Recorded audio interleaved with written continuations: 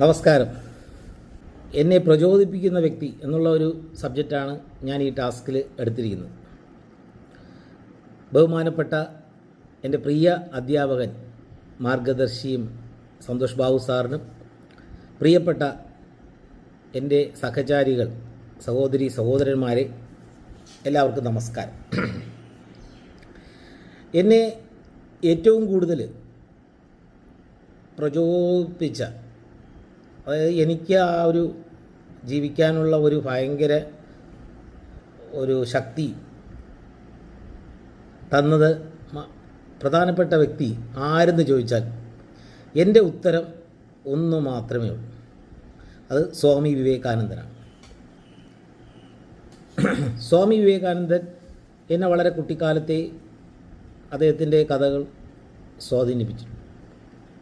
വിവേകാനന്ദ സ്വാമിജി ഒരു സ്വാമിജി മാത്രമല്ല, ഒരു സന്യാസി മാത്രമായിരുന്നില്ല.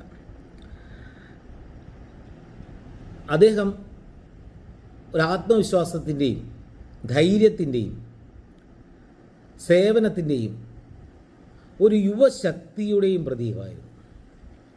എഴുന്നേൽക്കുക, ഉണരുക, ലക്ഷ്യം കാണുന്നതുവരെ, ലക്ഷ്യം നേടുന്നതുവരെ വിശ്രമിക്കരുത് എന്ന അദ്ദേഹത്തിൻ്റെ ആ സന്ദേശം എൻ്റെ ജീവിതത്തിൽ വലിയ സ്വാധീനമാണ് ചെലുത്തിയിട്ടുള്ളത്.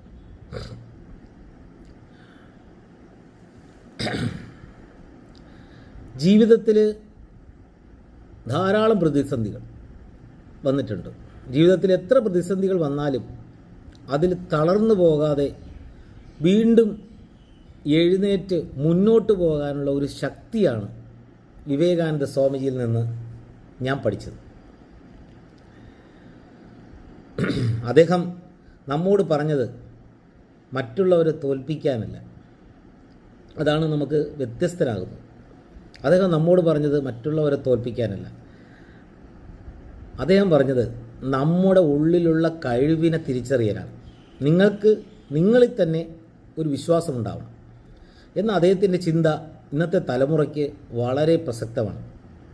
പ്രത്യേകിച്ച് യുവാക്കളോട് അദ്ദേഹം പറഞ്ഞത് ശക്തരാകുക, ഭയമില്ലാത്തവരാകുക, സമൂഹത്തിന് വേണ്ടി പ്രവർത്തിക്കുക എന്നതായിരുന്നു.